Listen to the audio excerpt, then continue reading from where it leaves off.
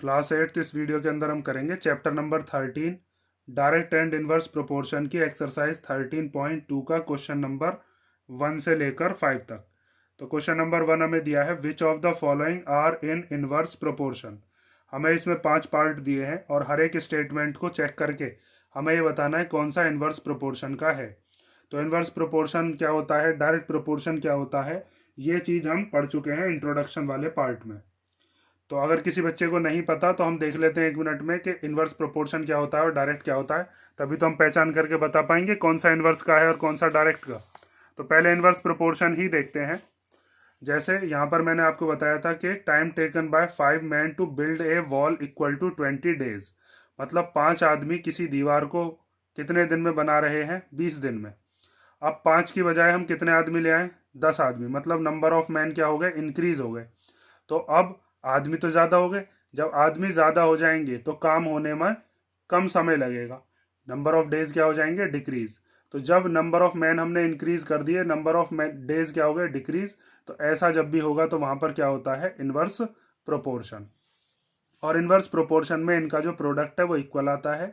जैसे 5 की मल्टीप्लाई जब हम 20 में करेंगे तो कितना आएगा, 100, और 10 की मल्टीप्लाई जब 10 में करेंगे तो भी कितना आएगा, 100। ऐसे ही अगर 5 आदमी 20 दिन में बना रहे हैं, अगर आप नंबर ऑफ मैन्स को क्या कर देते हो, डिक्रीज, मतलब 5 आदमी की जगह एक ही आदमी अगर उस दीवार को बनाएगा तो वो कितना टाइम लगाएगा, 100 दिन लगाएगा। जब आप अकेला आदमी लगा करेगा किसी काम को तो अकेले आदमी को तो ज़्यादा टाइम लगेगा ना। पहले 5 आदमी एक दूसरे की हेल्प कर रहे थे और 20 दिन में बना रहे थे, अब अकेला आदमी लगा हुआ है तो अकेले आदमी को तो ज़्यादा टाइम लगेगा, 100 दिन। तो यहाँ पर नंबर ऑफ मैन क्या हो गए, डिक्रीज, तो नंबर ऑफ डेज क्या हो गए, यहाँ पर इंक्रीज हो गए। तो एक चीज घट गई और दूसरी चीज बढ़ गई, तब भी क्या होता है, इनवर्स प्रोपोर्शन ही होता है। और यहाँ पर 1 की और 100 की मल्टीप्लाई करेंगे तो वो भी कितना आएगा, 100। यहाँ पर ये चीज हम इनवर्स प्रोपोर्शन के इंट्रोडक्शन में हम पढ़ चुके हैं। जैसे यहाँ पर हमने एक चीज पढ़ी थी कि नंबर ऑफ मैन अगर 5 हैं, वो 20 दिन में काम कर रहे हैं, और अगर 4 आदमी होंगे तो वो कितने दिन में काम करेंगे। 5 की मल्टीप्लाई 20 में कर दी थी, 4 की मल्टीप्लाई यहाँ पर नंबर मान लिया था x, इसमें कर दी थी। तो 5 into 20 equal to 4 into x, ये 4 चला गया था डिवाइड में, फिर 4 से 100 को काटा था तो कितना आ गया था, 25। मतलब 25 दिन में कर देंगे 4 आदमी काम। अब 5 की मल्टीप्लाई 20 में करो या 4 की मल्टीप्लाई 25 में, 100 ही आएगा। तो ये तो होता था आपका इनवर्स प्रोपोर्शन। पहचान आप ऐसे करोगे कि एक चीज इंक्रीज होगी तो दूसरी चीज क्या होगी, डिक्रीज, एक चीज डिक्रीज होगी तो दूसरी चीज क्या होगी, इंक्रीज, जब भी इनवर्स प्रोपोर्शन होगा। और डायरेक्ट प्रोपोर्शन में क्या होता था, डायरेक्ट प्रोपोर्शन में या तो दोनों चीज डिक्रीज होंगी या दोनों चीज इंक्रीज होंगी। जैसे 5 पेन खरीद रहे थे 25 के, तो एक पेन कितने का होगा, 5 रुपए का। नंबर ऑफ पेन जब आप घटा दोगे तो रुपए भी कम देने पड़ेंगे, ठीक है। दोनों चीज डिक्रीज हो जाएंगी तो क्या होगा वहां पर, डायरेक्ट प्रोपोर्शन। और डायरेक्ट प्रोपोर्शन के अंदर इनका रेशो कैसा आता है, इक्वल। जैसे 1 के अपॉन में ले लिया ये वाला 5, एक पेन 5 रुपए का, और 5 पेन 25 रुपीज के, तो 5 के अपॉन में 25, ये आ गया 1/5। यहाँ से भी 1/5 ही आया था। अब नंबर ऑफ पेन 5 की बजाय कर दिए जाए कितने, 10, नंबर ऑफ पेन बढ़ा दिए तो अब रुपए भी ज़्यादा देने पड़ेंगे, मतलब नंबर ऑफ पेन्स भी इंक्रीज कर दिए तो कॉस्ट ऑफ पेन भी क्या हो जाएगी, इंक्रीज। अगर दोनों चीज़ इंक्रीज होती हैं तो भी क्या होता है, वो डायरेक्ट प्रोपोर्शन का ही होता है। यहाँ पर भी इनका रेशो कैसा आएगा, इक्वल। इस 5 के अपॉन में 25 ले लें या 10 के अपॉन में 50 ले लें, तो 1/5 ही आना है। यह चीज़ हमने पढ़ ली थी इंट्रोडक्शन वाले पार्ट में, इसका मैंने आपको रिकैप बता दिया। अब इसमें यही चीज़ की पहचान हमें करनी है कि कौन सा डायरेक्ट का है और कौन सा इनवर्स का। तो पहला वाला पार्ट देखते हैं, the number of workers on a job and time to complete the job. मतलब किसी जॉब को करने के लिए कुछ वर्कर्स हैं और उस जॉब को होने में जो लगने वाला टाइम है, क्या ये दोनों इनवर्स प्रोपोर्शन में है, ये चीज़ हमें बतानी है। तो देखिए, ये तो हमने अभी जो मैंने अभी आपको एग्जांपल बताया था उसमें भी ये चीज़ हमने पढ़ी थी कि अगर मान लीजिए किसी दीवार को बनाने में 5 आदमी कितना टाइम लगा रहे हैं, 20 दिन, तो 10 आदमी कितना लगाएंगे, 10 दिन लगाएंगे। क्योंकि जब आदमी बढ़ा दोगे तो अब तो काम जल्दी होगा, नंबर ऑफ मैन्स क्या हो जाएंगे, इंक्रीज, तो नंबर ऑफ डेज क्या हो जाएंगे, डिक्रीज। और ऐसा जब भी होता है तो वो किसका होता है, वो इनवर्स प्रोपोर्शन का ही होता है। तो हम फर्स्ट वाले को तो डायरेक्ट लिख सकते हैं इसी एग्जांपल से समझ के कि ये इनवर्स प्रोपोर्शन का है, ठीक है। तो फर्स्ट का आंसर आ गया हमारे पास, इनवर्स प्रोपोर्शन, ठीक है। जो नो होगा उसमें नो लिख देंगे। जैसे अब सेकंड वाले में कहा है the time taken for a journey and the distance travelled in a uniform speed. मतलब किसी यात्रा पर हम जा रहे हैं और वहां पर जाने के लिए जो टाइम लग रहा है और जो डिस्टेंस ट्रेवल कर रहे हैं, उन दोनों को बताइए क्या वो इन्वर्स प्रोपोर्शन में होंगे या नहीं। और स्पीड जो है वो यूनिफॉर्म ही रहेगी, मतलब स्पीड जो है वो एक ही जैसी रहनी है। तो देखो इसको एक एग्जांपल से समझते हैं कि मान लीजिए आप 2 घंटे में, यहाँ पर हम क्या ले रहे हैं, यहाँ पर ले रहे हैं हम टाइम, और यहाँ पर क्या ले रहे हैं, यहाँ पर लेते हैं हम डिस्टेंस। 2 घंटे में मान लीजिए आप चले गए कितने किलोमीटर, 10 किलोमीटर। तो 4 घंटे में कितने जाओगे, 4 घंटे में इसका डबल। जब आपने टाइम डबल कर दिया तो अब डिस्टेंस भी डबल हो जाएगा, 20 किलोमीटर। क्योंकि आपकी स्पीड तो यूनिफॉर्म है, मतलब आप जिस स्पीड से जा रहे हो ना, अब वो स्पीड चेंज नहीं होनी है, स्पीड वही रहनी है। तो जब आप टाइम कर देते हो दुगना, तो आपका जो डिस्टेंस है वो भी कितना हो जाएगा, दुगना। 2 घंटे में 10 किलोमीटर, तो 4 घंटे में 20 किलोमीटर। तो दोनों चीज यहाँ पर क्या हो रही हैं, इंक्रीज हो रही हैं। और जब दोनों चीज इंक्रीज होती हैं तो वहां पर क्या होता है, वहां पर होता है डायरेक्ट प्रोपोर्शन। और हमसे क्या पूछा था क्वेश्चन में कि इनवर्स प्रोपोर्शन है या नहीं है। जैसे अगर इसी में ही एक केस और बना दूं मैं, कि अगर आप 2 घंटे की बजाय बस 1 घंटा चलाओ, आप साइकिल चला रहे हो या मोटरसाइकिल चला रहे हो, तो अगर आप 1 घंटे की बात करोगे तो 1 घंटे में आप 5 किलोमीटर जा पाओगे। आपने यहाँ से ये जो 2 किलोमीटर था इसका आधा टाइम कर दिया, 1 घंटा ही चला रहे हो बस, तो अब ये जो डिस्टेंस था ये डिस्टेंस भी आधा हो जाएगा, 5 किलोमीटर। तो दोनों चीज अगर डिक्रीज हो रही हैं तो भी क्या होता है, तो भी डायरेक्ट का ही होता है। ये चीज मैंने आपको अभी समझाई भी थी कि अगर दोनों चीज डिक्रीज हो जाएं या फिर दोनों चीज इंक्रीज हो जाएं तो वहां पर हमेशा क्या होता है, डायरेक्ट प्रोपोर्शन होता है। तो सेकंड वाले में हम लिख देंगे it is not in inverse proportion, it is not in inverse proportion. ठीक है, अब हम देखते हैं थर्ड वाला पार्ट। तो थर्ड वाले पार्ट में हमसे कहा है area of cultivated land and the crop harvested. मतलब हमारे पास कोई जमीन है जिस पर हमें खेती करनी है, और खेती करने के बाद जो हमें फसल मिलेगी उसको हमें हार्वेस्ट करना है, मीन्स उसको हमें निकालना है या कटाई करके बाहर ले लेना है। तो इसमें एक तो है हमारे पास कल्टिवेटेड लैंड, कल्टिवेटेड लैंड, और दूसरा है हमारे पास क्रॉप हार्वेस्टेड। ध्यान से समझ लेना। मान लीजिए आपके पास जो जमीन है वो कितनी है, 100 मीटर स्क्वायर। ठीक है, और उसके ऊपर आप मान लीजिए क्रॉप जो है वो कौन सी है, मान लीजिए गेहूं है, जिसे वीट भी आप कह देते हो। आपने वीट उसके अंदर उगाया है और आपको वीट मिला कितना, 1000 kg मिला। ठीक है, 100, चलो 1000 मान लेते हैं। 1000 kg जो वीट था वो हमने 100 मीटर स्क्वायर जमीन पर उसकी पैदावार कर ली। अब 100 मीटर स्क्वायर की जगह अगर आपके पास 200 मीटर स्क्वायर जमीन होती तो क्या तब भी इतना ही होता गेहूं, या इससे ज्यादा होता या इससे कम होता। जब आपकी जमीन हो गई अब दुगनी, तो यहाँ पर ये जो वीट है ये भी तो बढ़ जाएगा, ये भी कितना हो जाएगा, 2000 kg हो गया नहीं। जब हमारे पास जमीन बढ़ती रहेगी तो उस पर फसल भी बढ़ती रहेगी, दोनों चीज अगर बढ़ रही हैं, ये भी चीज क्या हो रही है, इंक्रीज। जब आपने जमीन बढ़ा दी तो वहां पर जो फसल हो रही थी वो भी क्या हो गई है, इंक्रीज। और अगर दोनों चीज इंक्रीज होती हैं तो दोनों चीज इंक्रीज होने में वो किसका बैठता है, वो होता है डायरेक्ट प्रोपोर्शन का। तो ये भी इनवर्स का नहीं है, ये भी डायरेक्ट का ही है। तो इसके लिए हम लिख देंगे it is not in inverse proportion. ठीक है, अब हम थर्ड वाला पार्ट हो गया, अब हम देखते हैं फोर्थ वाला पार्ट। तो फोर्थ वाले पार्ट में कहा है the time taken for a fixed journey and the speed of the vehicle. तो देखो इसमें ये बता दिया कि जर्नी जो है वो कैसी है, फिक्स्ड है। मतलब हमें एक पॉइंट से दूसरे पॉइंट के बीच में जहां पर जाना है वो तो फिक्स कर लो। मान लीजिए जैसे यहाँ पर एक पॉइंट है ए पॉइंट और एक दूसरा पॉइंट मान लिया ये बी पॉइंट, और इन दोनों के बीच की दूरी हम मान लेते हैं कितनी है, मान लीजिए 100 किलोमीटर। ठीक है, एक जगह से दूसरी जगह पर हमें जाना है और कितनी दूरी है वो, 100 किलोमीटर। अब मान लीजिए एक बंदा तो जा रहा है साइकिल से, ठीक है, दूसरा बंदा एक जा रहा है मान लीजिए कार से, और एक जा रहा है हेलीकॉप्टर से। ठीक है, ये 3 बंदे हमने मान लिए। और साइकिल वाला कितने की स्पीड से जा रहा है, 10 km/h। ये क्या है उसकी स्पीड, और उसको कितना टाइम लग रहा है जाने में, 10 घंटे लग रहे हैं। ठीक है, अब एक कार वाला बंदा है, कार वाले को स्पीड कितनी है, वो है 50 km/h। तो उसको कितना टाइम लग रहा है, उसको लग रहा है 2 घंटे। और हेलीकॉप्टर की स्पीड कितनी है, वो है 100 km/h। ठीक है, ये रैंडमली कोई भी नंबर मान लिया है। तो उसको कितना टाइम लग रहा है, उसको लग रहा है 1 आवर। तो यहाँ पर आप एक चीज देखो, साइकिल के मुकाबले कार की स्पीड क्या हो गई, तेज। तो अब टाइम तो कम लगेगा, क्योंकि जब तेज जा रहे होंगे हम कहीं तो हम जल्दी पहुंचेंगे। तो पहले जब हम साइकिल से जा रहे थे तो हमको लग रहा था कितने टाइम, 10 घंटे। और जब हम कार से जा रहे हैं तो हमको कितना टाइम लग रहा है, 2 घंटे बस। और कार की बजाय अगर हम हेलीकॉप्टर से जाते हैं तो हमारी स्पीड फिर बढ़ गई, तो अब हमको टाइम और कम लगेगा। मतलब इधर की तरफ वाली जो चीज है वो क्या हो रही है, वो हो रही है इंक्रीज। तो टाइम क्या हो रहा है, टाइम हो रहा है डिक्रीज। और एक चीज बढ़ जाए और दूसरी चीज घट जाए तो हमेशा ये ऐसा केस किस में होता है, इनवर्स प्रोपोर्शन में ही होता है। तो यहां पर हम लिख देंगे ये किसका है, ये इनवर्स प्रोपोर्शन का ही एग्जाम्पल है। ठीक है, क्योंकि जर्नी तो फिक्स कर दी थी इसने, बचा क्या था, स्पीड और टाइम। और स्पीड और टाइम के हमने केस यहां पर मान लिए साइकिल, कार और हेलीकॉप्टर के।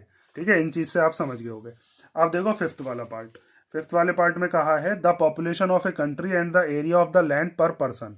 मतलब किसी देश की पॉपुलेशन, जो जनसंख्या है, जितने लोग वहां पर रहते हैं उसका, और साथ में जो एक बंदे को जगह चाहिए रहने के लिए उसका एरिया, इन दोनों के बीच में बताना है कि इनवर्स प्रोपोर्शन में है या नहीं। तो इसके लिए हम क्या मानते हैं, एक जमीन मान लेते हैं, एक कंट्री, उसके पास जो जमीन है वो तो फिक्स ही होगी। कोई भी कंट्री होगा तो उसके पास उसका अपना एरिया खुद का फिक्स होता है। मान लीजिए कोई देश है जिसका नाम क्या है, ए। ठीक है, ए नाम का देश है और मान लीजिए इसके पास जगह कितनी है, इसके पास है 1000 km² इतनी जगह है। ठीक है, और इसके अंदर कितने लोग रह सकते हैं, अगर हमको ये पता लगाना हो, मान लीजिए पहले इसके अंदर कितने लोग रह रहे हैं, 10 पर्सन्स को रहने के लिए इसमें जगह है। तो एक तो है हमारे पास एरिया और एक है हमारे पास नंबर ऑफ पर्सन। ठीक है, ध्यान से समझते रहना। तो एरिया तो हमारे पास फिक्स ही है, एरिया तो चेंज होगा नहीं, क्योंकि जो हमारे पास किसी देश की जमीन है वो तो इतनी रहेगी। और पहले लोग हैं कितने, 10। और फिर इसी जमीन पर पॉपुलेशन बढ़ जाए और 10 की बजाय कितने लोग आ जाए, 20। फिर इसी में ही और लोग बढ़ जाएं, मान लीजिए 20 की बजाय कितने लोग रहने लग जाएं, 50। तो जैसे जैसे लोग बढ़ते रहेंगे तो उनको रहने वाला जो एरिया है वो क्या होता रहेगा, घटता रहेगा। जैसे बड़ी चीज से नहीं, आप छोटी चीज से भी समझ सकते हो कि अगर मान लीजिए आपका घर है, आपके घर में पहले 10 लोग रह रहे हैं, तो घर तो आपका उतना ही है जितना पहले था, उतना ही बाद में है। 10 लोग रह रहे हैं, अब 10 की जगह अगर 20 बंदे आ जाएंगे तो अब उनको रखने के लिए जो जगह है वो तो कम पड़ेगी या नहीं पड़ेगी। पहले एक कमरे में 10 बंदे रह रहे थे, अब एक कमरे में 20 बंदे रह रहे हैं, तो अब हर एक बंदे को कम जगह में सेटलमेंट करना पड़ेगा। अब उसी कमरे में अगर मान लीजिए 50 लोग हो जाएं तो और जगह कम हो जाएगी। तो जैसे जैसे नंबर ऑफ पर्सन्स बढ़ रहे हैं वैसे वैसे एरिया पर पर्सन क्या होता जाएगा, कम हो जाएगा। जैसे पहले यहाँ पर जब इस 10 से इस 1000 को डिवाइड करोगे तो कितना आ जाएगा, 100 km²। मतलब एक बंदे पर इतना जगह, एक बंदे को इतनी जगह मिल जाएगी। जब 20 बंदे आ जाएंगे तो 1000 को 20 से डिवाइड कर लो, 0 से 0, 2 से कट जाएगा कितनी बार, 50 बार। अब यहाँ पर जगह 50 रह गई बस। और अगर 50 लोग हो जाएंगे तो 1000 को 50 से डिवाइड कर लो, 0 से 0 कट गया, 5 2 10 और 0। अब 20 km² जगह रह जाएगी। तो इसका मतलब ये है कि जैसे जैसे नंबर ऑफ पर्सन्स क्या हो रहे हैं, इंक्रीज, वैसे वैसे एरिया जो है वो क्या हो रहा है, वो हो रहा है डिक्रीज। तो जब भी ऐसा होगा कि एक चीज इंक्रीज हो रही हो और एक चीज डिक्रीज हो रही हो तो वहां पर हमेशा क्या होता है, वहां पर होता है इनवर्स प्रोपोर्शन। तो यहां पर हम लिख देंगे ये भी इनवर्स प्रोपोर्शन का ही एग्जाम्पल है। ठीक है, अब हम नेक्स्ट करते हैं इसके जो हमारे पास डिजिट्स वाले क्वेश्चन दे रखे हैं, क्वेश्चन नंबर 2। तो क्वेश्चन नंबर 2 दिया है, in a television game show the prize money of ₹1,00,000 is to be divided equally amongst the winners. मतलब एक टीवी पर कोई गेम शो चल रहा है और उसके अंदर जो प्राइज मनी है वो कितना है, 1,00,000 रुपए, और उसको बांटा जाएगा जितने भी विनर्स होंगे उनमें सब में बराबर। Complete the following table and find whether the prize money given to an individual winner is directly और inversely proportional to the number of winners. उसके बाद हमसे कहा है कि ये जो नीचे टेबल है इस टेबल को कंप्लीट करिए और ये पता लगाइए कि प्राइज मनी और नंबर ऑफ विनर्स के बीच में डायरेक्ट प्रोपोर्शन है या इनवर्स प्रोपोर्शन है। तो देखो इसमें एक चीज़ तो हमें पता चल गई कि 1 लाख रुपए हैं उसको जो बांटने हैं। तो अगर एक बंदा जीतता है बस तो एक बंदे को कितने रुपए दे देगा वो 1 लाख रुपए। और मान लीजिए 2 लोग जीत गए, 2 विनर हैं, तो 2 विनर्स को वो क्या काम करेगा, रुपए उसके पास वही है 1 लाख रुपए। अब वो दूसरे 1 लाख रुपए नहीं लेके आएगा, इसी 1 लाख रुपए में से 2 लोगों को देगा। तो बराबर बराबर कर देगा कितने, 50,000 50,000। अगर 4 हो जाएंगे तो क्या करेगा, इस 1 लाख के 4 हिस्से कर देगा, 25,000 हो जाएंगे। अगर 5 होंगे तो क्या कर देगा, तो 20,000 हो जाएंगे। तो वो जो जितनी भी चीज़ें हैं वो कैसे आएंगी या उनका जो प्राइज मनी है वो कैसे आएगा, हम क्या काम करते हैं, यहाँ पर मान लेते हैं ए, यहाँ पर बी, यहाँ सी, यहाँ पर डी और यहाँ पर ई। मतलब अगर 4 लोग हैं जो कि उस गेम शो को जीत गए हैं तो 4 लोगों में कितना प्राइज मनी बटेगा। रुपए वही है फिक्स 1 लाख रुपए, ये चीज़ याद रखना। ये नहीं है कि हर बंदे को 1-1 लाख रुपए दे रहा है वो। टोटल एक बंदा अगर जीतता है तो उसको 1 लाख रुपए, अगर 2 बंदे जीतते हैं तो 50-50 हज़ार रुपए दे देगा, क्योंकि इन दोनों की मल्टीप्लाई करके 50,000 की और 2 की तब भी कितना बैठेगा, 1 लाख रुपए ही बैठेगा। तो देखो ये चीज़ तो हमें पहचान चल गई कि जैसे जैसे नंबर ऑफ विनर्स बढ़ते जाएंगे तो वो जो पैसा है उसका बंटवारा होता रहेगा, पैसा जो है वो कम कम मिलेगा। मतलब नंबर ऑफ विनर्स बढ़ रहे हैं और नंबर ऑफ वो जो है ईच मतलब प्राइस जो मिल रहा है हर बंदे को वो क्या हो रहा है, वो घट रहा है। तो एक चीज़ जब इंक्रीज होती है और दूसरी चीज़ डिक्रीज होती है तो वहां पर क्या होता है, वहां पर होता है इनवर्स प्रोपोर्शन। तो यहाँ पर सबसे पहले तो हम यही चीज़ बताते हैं कि ये किस में है, इनवर्स प्रोपोर्शन में। तो यहाँ पर आप लिखोगे कि number of winners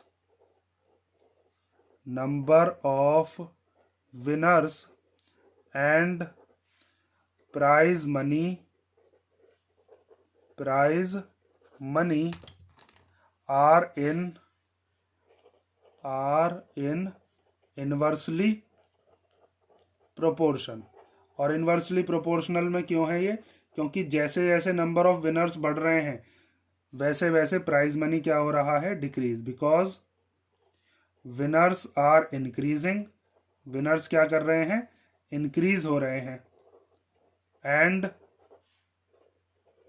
prize money is decreasing, prize money is decreasing. ठीक है। अब हम देखते हैं कि 4 बंदे होंगे तो उन्हें कितने रुपए मिलेंगे, 5 होंगे तो उन्हें कितने मिलेंगे। आप एक चीज याद रखोगे कि जब भी इनवर्सली प्रोपोर्शन होगा तो इनवर्सली प्रोपोर्शन में क्या होता है, इनका प्रोडक्ट हम इक्वल में लेते हैं। जैसे मैंने यहाँ पर आपको बताया था कि जब भी इनवर्स प्रोपोर्शन होता है तो यहाँ पर हम क्या लेते हैं, इनका प्रोडक्ट इक्वल लेते हैं, और डायरेक्ट प्रोपोर्शन में इनका रेशो। तो इनका प्रोडक्ट ले लेते हैं, या तो इसके इक्वल में ले लो इसको, 1 की मल्टीप्लाई 1 लाख में इक्वल टू में 4 की मल्टीप्लाई ए में, या 2 की मल्टीप्लाई 50,000 में इक्वल टू में 4 इंटू ए। क्योंकि इन दोनों की मल्टीप्लाई करेंगे तब भी 1 लाख ही आएगा, इन दोनों करेंगे तब भी 1 लाख आएगा। तो इससे तो कोई फर्क पड़ना नहीं, क्योंकि ये दोनों ही प्रोडक्ट में इक्वल बैठेंगे।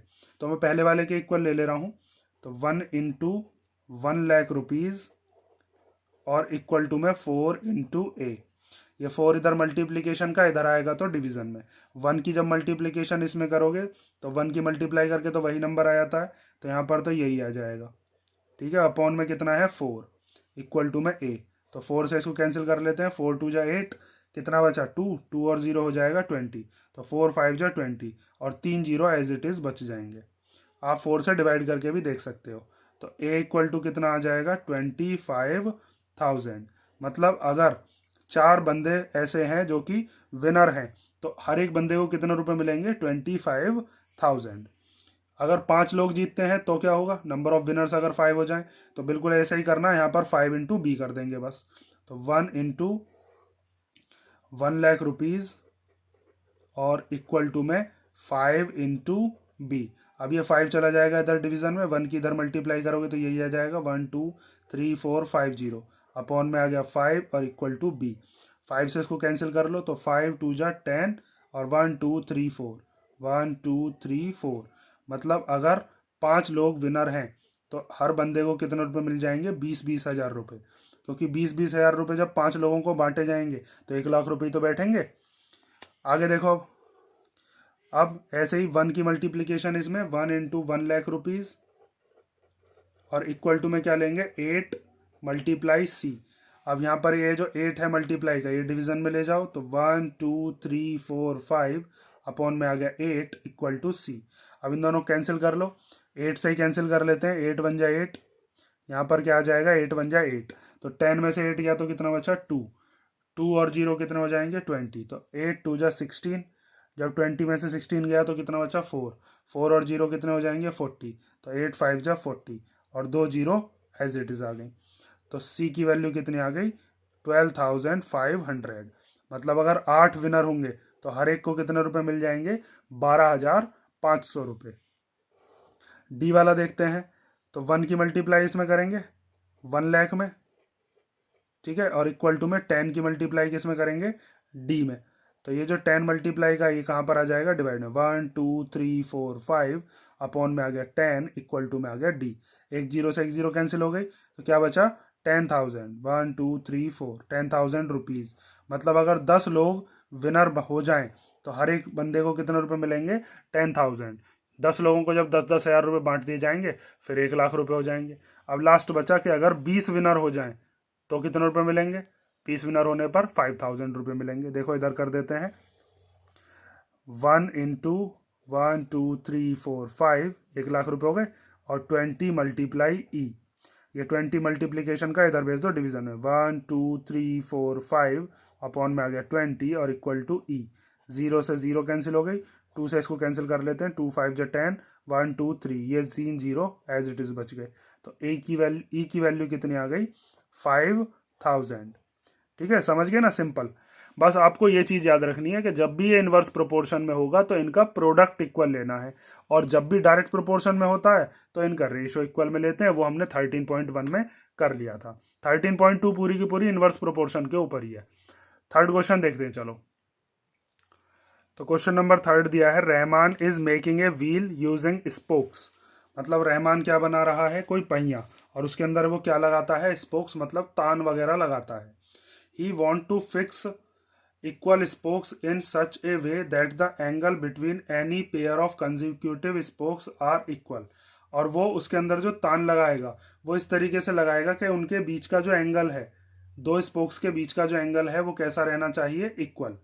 Help him by completing the following table. और हमसे ये कहा है कि इस टेबल को कंप्लीट करने में रहमान की हेल्प करिए। मतलब अगर उसके पास एक पहिया है और उस पहिए के अंदर वो कितने स्पोक्स बनाता है 4, जैसे एक पहिया है और उस पहिए के अंदर उसने कितने स्पोक्स बना दिए 4 स्पोक्स बना दिए, मतलब 4 तान। एक ये वाला हो गया यहाँ से यहाँ तक, एक ये वाला हो गया 2, एक ये हो गया 3 और एक ये हो गया 4। तो 4 तानों के बीच में वो कितने डिग्री का एंगल देता है 90 डिग्री। 90 ये हो गया, 90 ये हो गया, 90 इधर और 90 इधर। ठीक है, अगर वो उनके बीच में कितने दे दे कितने स्पोक्स बना दे 6, तो हर एक के बीच में अब कितने एंगल बैठेगा 60 डिग्री। जैसे अगर वो स्पोक बना रहा है ऐसे और उसके बीच में उसने यहाँ पर एक एंगल ऐसे बना, सॉरी एक स्पोक उसने ऐसे बना दिया यहाँ से लेकर यहाँ तक, एक स्पोक ऐसे बना दिया, 2 हो गए। एक उसने ऐसे बनाया 3, एक ऐसे बनाया 4, एक ऐसे बना दिया 5 और एक ऐसे क्या बना दिया 6। तो कितने स्पोक्स हो गए 6 हो गए। और अब हर एक के बीच में कितने डिग्री का एंगल बनाता है वो 60 डिग्री। यहाँ पर भी 60 डिग्री, इधर भी 60 डिग्री, 60 डिग्री, 60 60। ठीक है, 2 तानों के बीच में कितने डिग्री का एंगल रखता है वो 60 डिग्री। तो अगर वो 8 तान बना देगा तो कितने का एंगल होगा, 10 तान बनाएगा तो कितने का होगा, और 12 तान अगर बनाता है तो कितने का एंगल होगा, ये बताना है। तो यहाँ पर आप एक चीज़ देखकर पहचान कर सकते हो कि जैसे जैसे वो स्पोक्स को बढ़ा रहा है, देखो यहाँ से यहाँ तक आते में उसने स्पोक्स को क्या कर दिया इंक्रीज कर दिया, तो उनके बीच का जो एंगल है वो क्या हो गया, वो हो गया डिक्रीज। और जब एक वैल्यू बढ़ रही हो और दूसरी वैल्यू घट रही हो तो वहां पर हमेशा क्या होता है, वहां पर होता है इनवर्स प्रोपोर्शन। और इनवर्स प्रोपोर्शन में इनका जो प्रोडक्ट है वो हम इक्वल में लेते हैं। और वैसे भी आपको पता होगा कंप्लीट एंगल कितने डिग्री का होता है 360 डिग्री। तो 4 की मल्टीप्लाई 90 में करोगे तो भी 360 आएगा। 8 की मल्टीप्लाई 6 की मल्टीप्लाई 60 में करोगे तो भी 360 आएगा। तो अब 8 के नीचे क्या आना है, 12 के नीचे क्या आना है, और 10 के नीचे क्या आना है और 12 के नीचे क्या आना है, ये हमको बताना है। तो यहाँ पर हम मान लेते हैं A, यहाँ पर मान लेते हैं B और यहाँ पर मान लेते हैं C। इसी क्वेश्चन का अभी हमें आगे पार्ट भी दिया है। इसके हमारे पास और भी पार्ट्स हैं दो। पहले वाले पार्ट में हमसे ये पूछा, are the number of spokes and the angles formed between the pair of consecutive spokes in inverse proportion. तो क्या ये जो कंडीशन इसने दी है, क्या ये इनवर्स प्रोपोर्शन में है? तो ये चीज़ तो हमने अभी देख ली कि जब वो तान बढ़ा देता है उसके अंदर तो नंबर ऑफ एंगल्स क्या हो जाते हैं, वो डिक्रीज हो जाता है। तो एक चीज़ बढ़े और दूसरी चीज़ घटे तो इनवर्स प्रोपोर्शन में होगा। तो ये वाली चीज़ तो क्या हो जाएगी, ट्रू हो जाएगी या फिर यस हो जाएगी। उसके बाद दो पार्ट और दिए हैं, उनको हम जब भी देखेंगे। पहले ये वाला टेबल कंप्लीट कर लेते हैं। तो इनवर्स प्रोपोर्शन में इसके इक्वल में, इसके प्रोडक्ट के इक्वल में इसका प्रोडक्ट रख देंगे। तो सॉल्यूशन देखो इसका, 4 की मल्टीप्लाई हम करते हैं 90 में और 8 की मल्टीप्लाई करते हैं किस में, ए में। आप इन दोनों की मल्टीप्लाई करके भी लिख सकते हो। यहाँ पर एक ही बात है, 4 इंटू 90 करेंगे तब भी 360 आएगा, 6 इंटू 60 करेंगे तब भी 360 आएगा। तो इन दोनों की मल्टीप्लीकेशन चलो नहीं करते हैं, अभी अगले स्टेप में देखते हैं। ये जो 8 मल्टीप्लाई का ये कहाँ पर आ जाएगा, डिवाइड में। ठीक है, इसीलिए मैंने मल्टीप्लाई नहीं करी क्योंकि 4 से ये कैंसिल हो सकता है। तो 4 1 जा 4 और 4 2 जा 8। 2 से 90 कैंसिल हो जाएगा कितनी बार, 45 बार।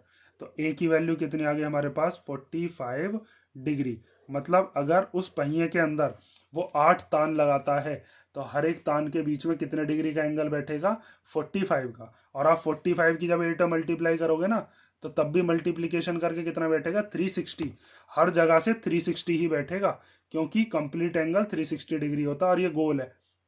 ठीक है, कंप्लीट एंगल। इन दोनों की मल्टीप्लाई 360, इन दोनों की 360, 8 की 45 में करेंगे तो 360। अब 4 इंटू 90 के इक्वल में ले लेते हैं 10 इंटू बी। तो 4 into 90 equal to 10 into B. अब ये 10 मल्टीप्लीकेशन का इधर आएगा तो डिवीजन में। ठीक है, इक्वल टू में क्या बचा, बी। 0 से 0 कैंसिल हो गई, 4 9 जा कितना आ गया, 36। तो इसका मतलब ये जो बी वाला है, मतलब अगर 10 तान लगाता है तो हर एक के बीच में कितने एंगल लेगा वो, 36 का। और 36 10 जा करोगे तो भी 360 ही बैठेगा। आगे देखो, 4 की मल्टीप्लाई किस में, 90 में, और 12 की मल्टीप्लाई किस में, सी में। तो 4 की 90 में करते हैं या फिर ऐसे रख दो, चलो इस 12 को डिवाइड में, इधर मल्टीप्लाई में था तो इधर डिवाइड में। 4 के टेबल में आता है 4 1 जा 4, 4 3 जा 12। 3 के टेबल में 90 आता है, 3 1 जा 3 और 3 3 जा 9 और 0 एज इट इज आ गया। तो सी इक्वल टू कितना आ गया, 30 डिग्री। मतलब अगर वो अपने पहिए के अंदर 12 तान लगाता है तो हर एक तान के बीच में कितने डिग्री का एंगल होगा, 30। और जब आप 12 की 30 में करोगे, 12 3 या 36 और 0 एज इट इज, तो भी कितने डिग्री का एंगल बैठेगा, 360 डिग्री का ही बैठेगा। और मैंने आपको बता भी रखा है इनका प्रोडक्ट हमेशा इक्वल बैठना चाहिए। अब हम देखते हैं इसके जो हमें 3 पार्ट दिए हैं वो। तो पहले पार्ट में हमसे यही पूछा था कि ये इनवर्स प्रोपोर्शन में है या नहीं है। तो आप लिख दोगे yes the given condition is in, या पूरा लिख देता हूं चलो मैं यहाँ पर। ठीक है, ये मैंने पूरा लिख दिया कि नंबर ऑफ स्पोक्स जो थे और एंगल जो थे ये दोनों आपस में किस में है, इनवर्स प्रोपोर्शन में। अब सेकंड वाला पार्ट देखते हैं इसका। सेकंड वाले पार्ट में हमसे कहा है कि एंगल बताइए अगर दोनों जो पेयर, मतलब जो तुम्हारे पास लगातार जो दो तान है उनके बीच में कितने का एंगल होगा अगर तान टोटल कितने कर दिए जाएं, 15। मतलब जैसे यहाँ पर पहले 4 थे, फिर 6 थे, फिर 8 थे, फिर 10 थे, फिर 12 थे, अगर इसी में ही 15 हो जाए तो कितना होगा। तो हम क्या काम करते हैं, यहीं पर इसमें बढ़ा लेते हैं 15 और। ठीक है, यहीं पर हम क्या करते हैं, इसी के आगे बढ़ा लेते हैं कि अगर 15 नंबर ऑफ स्पोक्स हो जाएंगे तो उनके बीच का एंगल कितना होगा। तो यहाँ पर हम मान लेते हैं कितना, यहाँ पर मान लेते हैं डी। तो 4 के मल्टीप्लाई में 90 और 15 के मल्टीप्लाई में डी। तो यहाँ पर लिख देते हैं 4 इंटू 90 और 15 इंटू डी। तो इधर 15 जो है इसको लिया हो कहाँ पर, डिवाइड में। तो 4 इंटू 90 अपॉन में कितना है, 15 और इक्वल टू में डी। तो 15 6 जा कितने होते हैं, 90। 4 की जब मल्टीप्लाई करोगे 6 में तो 4 6 जा कितने हो जाएंगे, 24 इक्वल टू डी। मतलब अगर आपके पास उस पहिए के अंदर कितने तान हो जाएं, 15 तो उसमें हम कितने डिग्री का एंगल बनाएंगे, 24 डिग्री का। ठीक है, ये चीज़ ध्यान से समझ लेना। अब देखते हैं हम थर्ड वाला पार्ट। थर्ड वाले पार्ट में कहा है how many spokes would be needed if the angle between a pair of consecutive spokes is 40 degree. इस वाले में हमसे एंगल पूछ लिया, वो सॉरी एंगल दे दिया और हमसे क्या पूछ लिया, नंबर ऑफ स्पोक्स पूछ लिए। मतलब अगर इसी वाले कंडीशन के अंदर अगर हमें एंगल दे दिया जाए कितने डिग्री का, 40 डिग्री का, तो 40 डिग्री का एंगल बनाने के लिए हमें कितने तान लेने पड़ेंगे, वो तान बताइए। तो हम यहाँ पर क्या करते हैं, नंबर ऑफ स्पोक्स को मान लेते हैं कुछ, मान लीजिए कितना मान लिया, x मान लिया। तो अब भी हम क्या करेंगे, 4 की मल्टीप्लाई 90 में और x की मल्टीप्लाई 40 में, क्योंकि प्रोडक्ट इक्वल होता है। तो यहाँ पर हम लिख देते हैं 4 इंटू 90 और x इंटू 40। अब ये 40 मल्टीप्लाई का इधर आएगा तो डिवाइड में, तो 4 इंटू 90 अपॉन में आ गया 40 इक्वल टू में है x। 0 से कट गया 0, 4 से कट गया कितनी बार, 4, 1 बार, तो 1 9 जाए तो 9 ही होते हैं। x इक्वल टू कितना आ गया, 9। मतलब नंबर ऑफ स्पोक्स कितने रखने पड़ेंगे फिर हमें, number of spokes equal to 9। अगर 9 स्पोक्स रखते हैं तो वहां पर 9 स्पोक्स रखने पर उनके बीच में कितने डिग्री का एंगल बैठेगा, 40 डिग्री का। और आप 40 की मल्टीप्लाई जब 9 में करोगे तो 49 जा कितना हो जाएगा, 360। मल्टीप्लीकेशन हमेशा 360 ही बैठेगी सबकी। ठीक है, थर्ड वाला पार्ट हो गया। अब हम देखते हैं पार्ट क्वेश्चन नंबर 4। तो क्वेश्चन नंबर 4 में हमें दिया है, if a box of sweets is divide among 24 children they will get 5 sweets each. मतलब एक बॉक्स है जिसके अंदर क्या है, मिठाइयाँ हैं, और उन मिठाइयों को किस में बांट रहे हैं हम, 24 बच्चों के पास। तो हर एक बच्चे को कितनी मिठाई मिल जाएंगी, 5-5 मिठाई मिल जाएंगी 24 बच्चों में अगर हम मिठाई को बांटते हैं तो।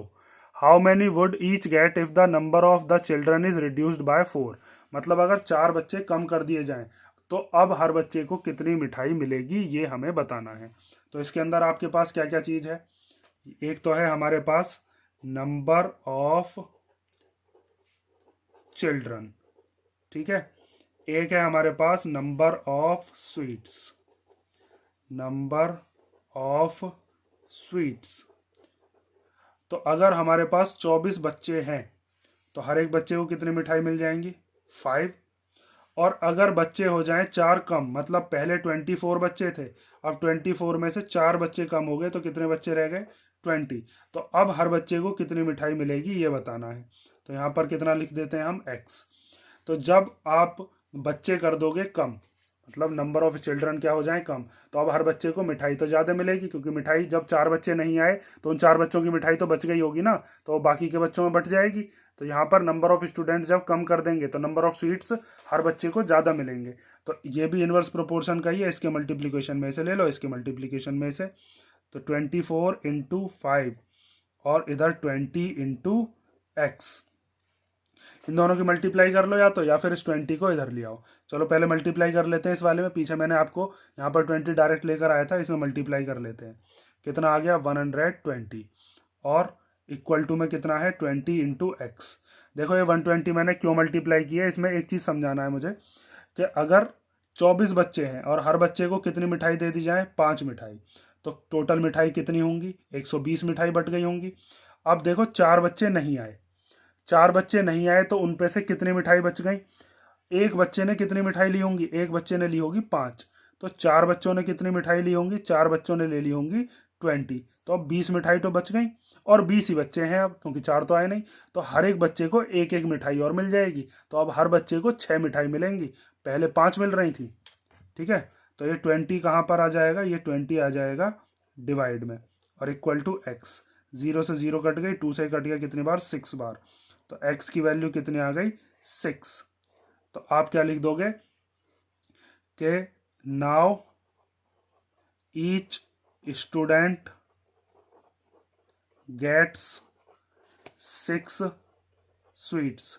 ये चीज़ ध्यान से समझ लेना, रिवाइंड करके दोबारा देख लेना, या फिर एक बार और समझ लो। अगर 24 बच्चे हैं और हर बच्चे को 5-5 मिठाई दी जाए तो कितनी मिठाई हो जाएंगी, 120। तो बॉक्स के अंदर कितनी मिठाइयाँ थी, 120।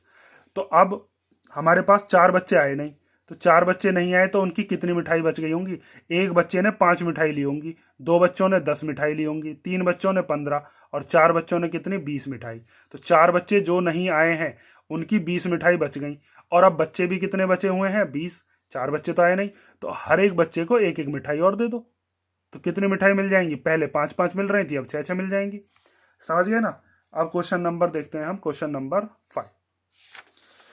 तो क्वेश्चन नंबर 5 में दिया है a farmer has enough food to feed 20 animals in his cattle for 6 days. मतलब एक किसान है, उसके पास इतना खाना है कि वो अपने जानवरों को कितने दिन तक खिला सकता है? 20 जानवरों को 6 दिन तक वो खाना खिला सकता है, या उनका जो चारा है उसको खिला सकता है। How long would the food last if there were 10 more animals in his cattle. तो अगर उसके पास जो जानवर हैं उसमें 10 जानवर और आ जाएं तो अब उसका खाना कितने दिन चलेगा? पहले 20 जानवर थे, अब 10 और आ गए, 10 नहीं है अब 10 और आ गए, तो अब कितने हो गए? अब हो गए 30 जानवर। तो अब जब ज़्यादा जानवर हो जाएंगे तो अब तो खाना जल्दी खत्म होगा। अपने घर में भी देख सकते हो तुम, अगर मान लीजिए घर में 20 लोग रह रहे हैं और 6 दिन तक अगर वो खाना खा रहे हैं, जो भी आपके घर में खाना है, और उसी में 10 मेहमान और आ जाएं तो अब खाना जल्दी ख़त्म हो जाएगा, क्योंकि वो 10 मेहमान भी तो कुछ खाएंगे। तो यहाँ पर आपके पास क्या क्या चीज़ दे रखी है? एक तो है नंबर ऑफ एनिमल्स, तो यहाँ पर हम लिखते हैं नंबर ऑफ एनिमल्स, और दूसरा क्या है? Number of days, number of days food last. ठीक है, तो पहले जब 20 एनिमल थे तो कितने दिन तक खाना चल रहा था? 6 दिन तक वो उनको खाना खिला देता या चारा डाल देता। अब 10 मोर एनिमल और आ गए, मतलब पहले 20 थे, 10 और आ गए, तो अब कितने हो गए? अब 30 एनिमल हो गए। तो उनको खिलाने के लिए कितना खाना, कितने दिन तक खाना चलेगा? वो मान लिया x। तो जब ज़्यादा लोग हो जाएंगे तो वहाँ पर दिन हो जाएंगे कम, मतलब ज़्यादा जानवर हो गए तो अब कम दिन खाना चलेगा। मतलब एक चीज़ इंक्रीज कर रहे हैं तो दूसरी चीज़ डिक्रीज हो रही है। तो ये भी किसका है? इनवर्स का। तो इनवर्स में इनका प्रोडक्ट इक्वल होता है। तो 20 की 6 में मल्टीप्लाई और 30 की x में मल्टीप्लाई। ठीक है, ये 30 मल्टीप्लीकेशन का इधर ले आएंगे किसमें? डिवाइड में। और इक्वल टू में क्या बचा? x। 0 से 0 कट गई, 3 1 जा 3 एंड 3 2 जा 6। तो अब 2 की 2 में मल्टीप्लाई कर लो, तो 2 2 जा कितना हो जाएगा? 4। तो इसका मतलब अब खाना कितने दिन चलेगा? बस 4 दिन तक, क्योंकि 10 जानवर और आ चुके हैं। तो लास्ट में आप लिख दोगे कि द नंबर ऑफ डेज कितना हो जाएगा? 4 डेज। या फिर ऐसे लिख देंगे hence the food will last for 4 days. खाना जो है वो कितने दिन और चलेगा? कितने दिन चलेगा मतलब टोटल 4 दिन चलेगा अब। ठीक है, क्वेश्चन नंबर 5 तक मैंने करा दिए। अब बाकी के जो क्वेश्चन हैं उनको हम देखेंगे नेक्स्ट वीडियो में। और मैंने पूरा का पूरा ये डिटेल में समझाया, ध्यान से इसको कर लेना। और डायरेक्ट और इनवर्स प्रोपोर्शन में क्या पहचान होती है ये चीज़ ज़रूर ध्यान से देख लेना। इंट्रोडक्शन वाला वीडियो बार बार देखो, जिससे कि आपको ये पहचान हो जाए कि डायरेक्ट कौन सा होता है और इनवर्स कौन सा होता है। क्योंकि एग्जाम में आपको यही चीज़ पहचान करके प्रोडक्ट या फिर रेशो में लिखना पड़ेगा, क्योंकि एग्जाम में आप पहचान कैसे करोगे? ठीक है, कि यहाँ पर हमें प्रोडक्ट लेना है या फिर इनका रेशो लेना है। बाकी के जो क्वेश्चन है वो नेक्स्ट वीडियो में देखते हैं। किसी क्वेश्चन में कोई डाउट हो तो कमेंट करके बता देना।